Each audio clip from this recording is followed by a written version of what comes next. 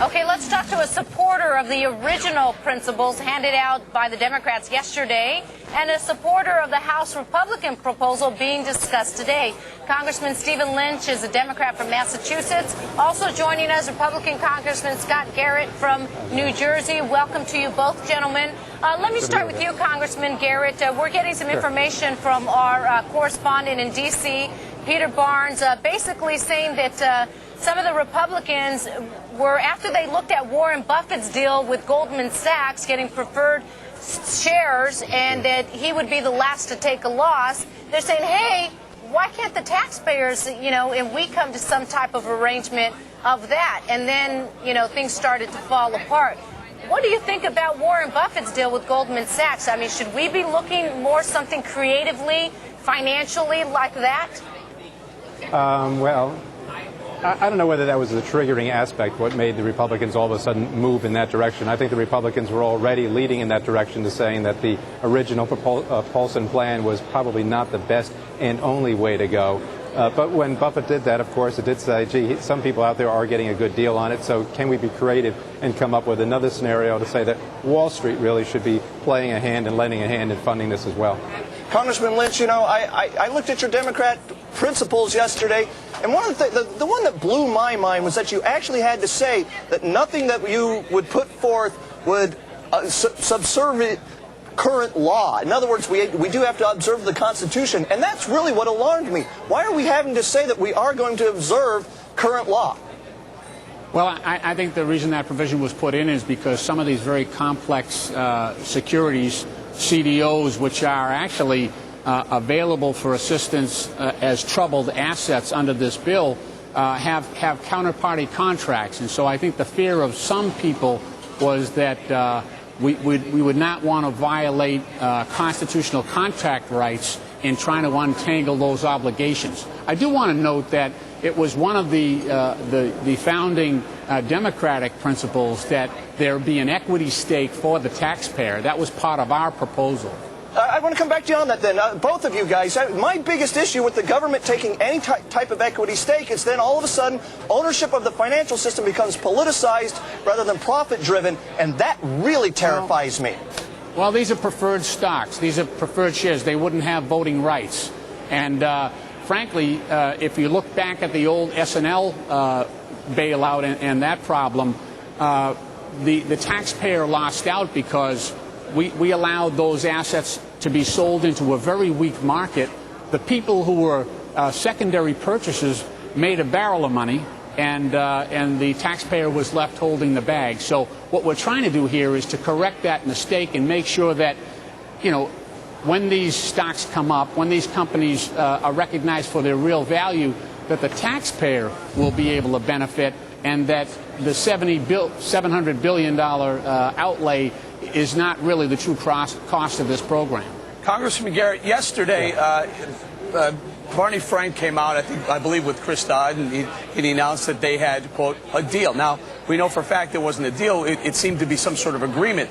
What happened between 12:54 or so yesterday afternoon and sometime later yesterday afternoon where it became not acceptable to your group, to the Republicans who are taking part in the process? Well, absolutely nothing happened different. There may have been a deal, but it was a deal between Barney and Dodd. And if they really had a deal and they had wanted to move forward with it, I'm not sure why we're still standing here now waiting for the vote. They should have brought the bill to the floor this morning at 10 o'clock, put up the 218 Democrat votes, and we could have been done with this and out of town. Obviously, there was never any agreement, a deal, or anything else. I'm glad that the Democrats have the same idea that we do, and that is that we should abide by the Constitution.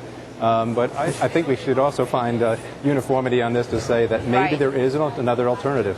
Right. And I'm glad that the candidates, the presidential candidates, are out of this. I think that complicated part of it too. Yep. And they're going to do their debate tonight and stick to the race and let you guys who are elected there, figure this out because they've got other things on their mind. I think, what people want to know is that these two plans, the Republican and the Paulson Democrat, which just sounds weird, the Bush administration with the Democrat one, they're so far apart.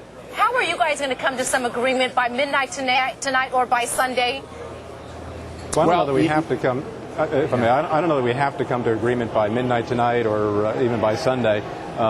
We just said it earlier today that we're both committed, both parties are committed to get this job done, and hopefully to be ingenious about it, doing a way to make sure that the taxpayer is not on the hook, but at the end of the day also to provide that confidence to the market. I think the proposals that have been out there do that, and if we can bring some more parties to the table, we can get it done. Lynch, I only got Congressman Lynch. I only have 10 seconds, but I do want to give you a platform there. Go ahead.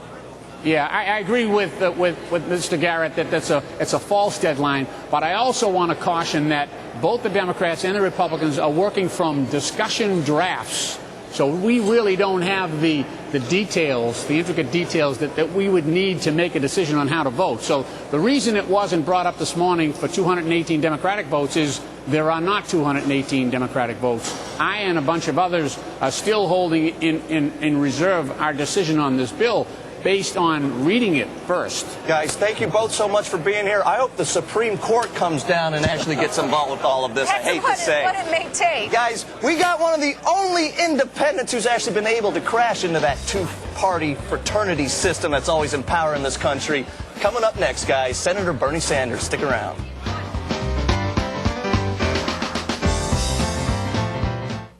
There's no sitting around. There's no room for failure. Get inside, get the news, and get it fast, and get it out to you. A new way to look at business. Start here, start now. When it comes to going bald, you now have a choice. Advances in medical science have resulted in the world's first and only permanent solution to hair loss. It is your real hair. It's your natural hair. You wash it, you cut it, you swim with it. Bosley is the world's most experienced hair restoration experts, having pioneered virtually every major advancement in the art and science of hair restoration. I'm very satisfied, very happy with what I've done. This has got to be one of the best decisions I've made in my life, I'll tell you that. Bosley Hair Restoration is a relatively simple outpatient procedure. The results look completely natural, and it's affordable on nearly any budget. Call the toll-free number now to receive your free, no-obligation information kit that will help you decide if hair restoration at Bosley is right for you. You don't have to accept going bald. Do something about it right now. Call 1-800-551-3223. That's 1-800-551-3223. Call now. When you fly to New York, don't wait in a taxi line. Simply call the 77s of Dial 7 Car and Limousine Service. We'll pick you up outside of baggage claim and take you to your destination in style. If you need more space, dial 7s for a minivan or limousine. We've got a bold new look, and we're the best ride in town. The 77s of Dial 7 Car